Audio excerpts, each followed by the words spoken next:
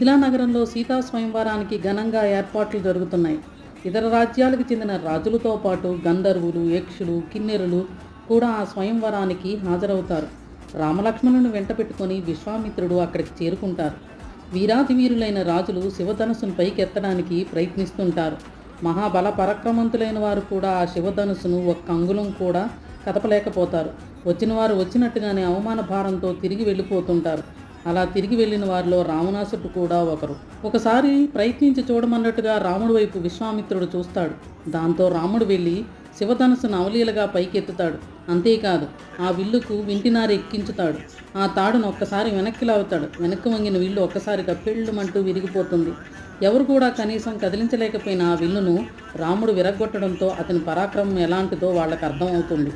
సౌందర్యమూర్తి అయిన రాముడి రూపం చూసిన సీత ఆనందంతో మురిసిపోతూ ఆయన మెడలో పూలమాలను వేస్తుంది.